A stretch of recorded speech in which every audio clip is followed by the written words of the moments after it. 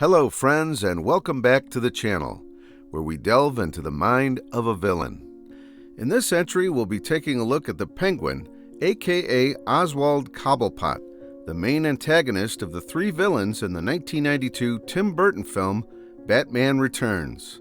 A tragic character since birth, the Penguin was a creature of Gotham's underworld, lurking deep within while waiting to exact his vengeance.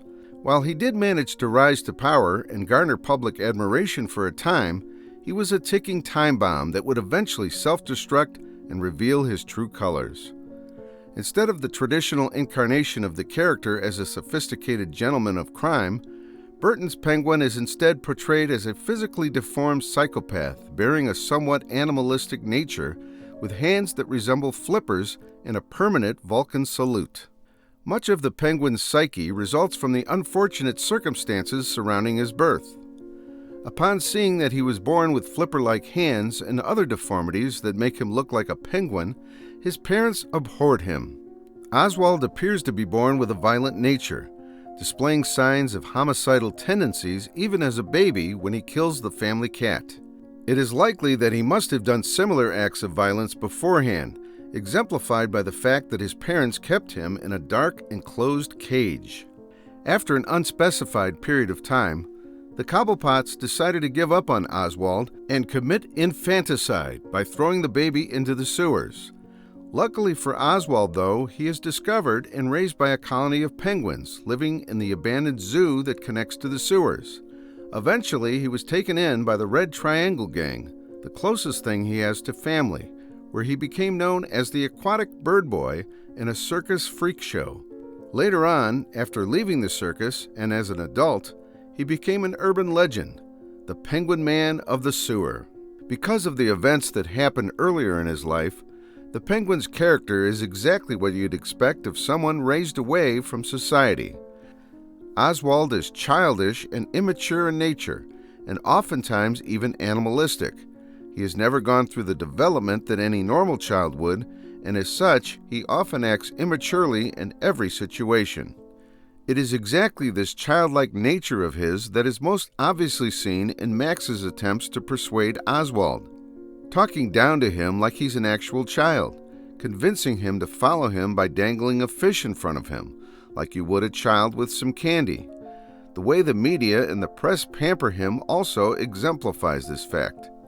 When he doesn't get his way, Oswald throws tantrums like a child, which we see when he gets into a fit when his remote control of the Batmobile has been removed.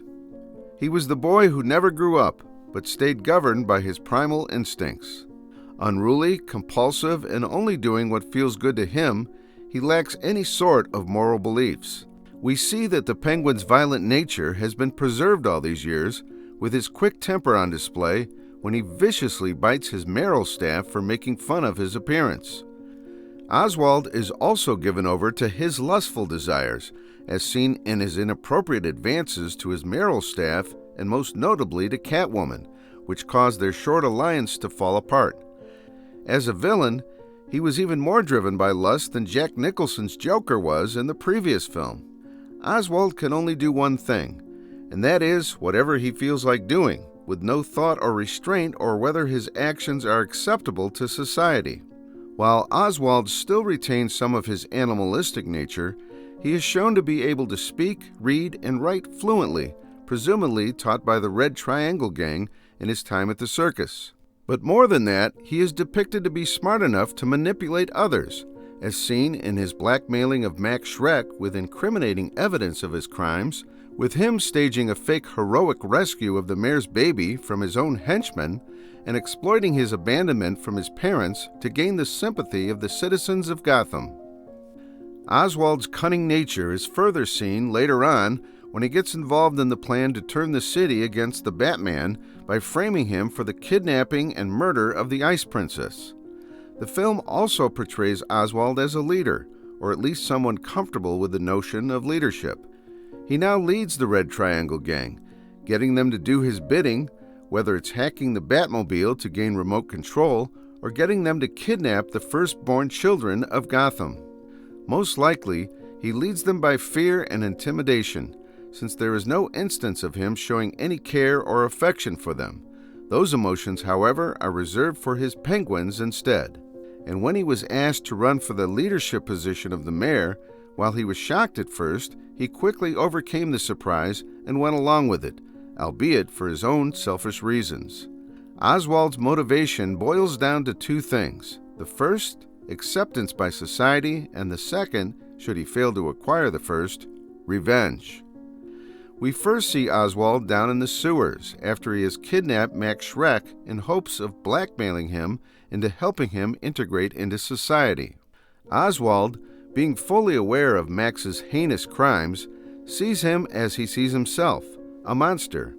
But despite his evil deeds, Max has succeeded in manipulating Gotham's perception of him to view him as a respected leading citizen. For this reason, Oswald wants what Max has, for him to help deceive the public into loving and accepting him despite his evil nature. In his own words, he wants a recognition of his basic humanity. His case is so sympathetic that he easily wins the city over. Bruce Wayne, being an orphan himself, is also quick to extend his pity, albeit for a short time until his suspicions of Oswald grew. But Oswald's plea is partially a ruse, and I say partially as deep down I believe he still wants the basic need of acceptance to be fulfilled. In reality, he was using his newfound fame to access the city's records to acquire the registry of all the firstborn children of Gotham. It's likely that in Oswald's eyes, this registry would serve as somewhat of an insurance, a backup revenge plan of sorts that he would exact on the city should he end up being rejected by them. This was his plan all along, as the film reveals to us that it isn't the first time Oswald has done this, as we see in Bruce's investigation, where he discovers the reports of children going missing in towns where the Red Triangle Gang has visited. As Bruce Wayne commented, it is likely that Oswald already knew who his parents were before he even surfaced onto the streets of Gotham. Bear in mind, Oswald has demonstrated a high level of resourcefulness, as seen when he gathers incriminating evidence against Schreck and when he even obtains the blueprints of the Batmobile. Finding out who his parents are wouldn't be that far of a stretch for him. Kidnapping the children and separating them from their parents was Oswald's way of getting back at the world for his own abandonment by his parents. When he finds his parents' graves later on, he appears to display genuine sorrow, but one can't help but wonder if it's all part of his deceptive ploy to further manipulate Gotham. As the film progresses, Max Schreck decides to flip the tables and use Oswald for his own purposes, electing him as mayor with the goal of getting his power plan approved, as the current mayor rejected his proposal. It's likely that for a while, the acceptance and public adoration he received as an election candidate helped to placate his vengeful desires and put them on hold. While he was on the way to becoming mayor, he had something he never had before in his life, the hope of acceptance. Only a select few knew of his treachery, one of which is the Batman, which causes Oswald to begin his campaign to eliminate him. Unfortunately for Oswald, his whole facade comes crashing down when Bruce and Alfred hack his speech and play hidden recordings of what he has been saying about Gotham City all along, exposing his true character and intentions. This prompts the crowd to lose all hope in him and to see him for what he really is, not a damaged and dejected boy, but a freak pretending to be a man. Rejected by the city, he returns to the zoo, and having given up all hope on integrating into human society, he tears off his civilian clothes and angrily proclaims, "My name is not Oswald, it's Penguin. I am not a human being. I am an animal, cold-blooded." This all culminates to one last aspect of his character, his reason for existing. At the end, when all else has failed and the world has abandoned him, his reasoning for existing was to punish the world. His final bid to achieve this was to kidnap all the firstborn children of Gotham and to execute them all as part of his revenge.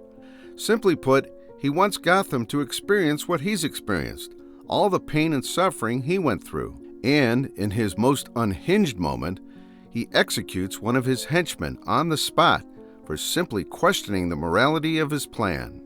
His decline can be most clearly seen in the scene where he gives a speech to his army of weaponized penguins, symbolizing the penguin's final and irredeemable descent into his vile nature. Vindictive, murderous, and depraved, the penguin was a villain bound by his feral nature. Rejected by human society, he had nothing to live for but to exact his pain on the world. At the core, the penguin is still a sympathetic character, a villain who would have probably turned out better if he was raised by parents who loved him in spite of his appearance. Tragically, at the end, he remained a villain who loved and was only loved by the penguins who raised him.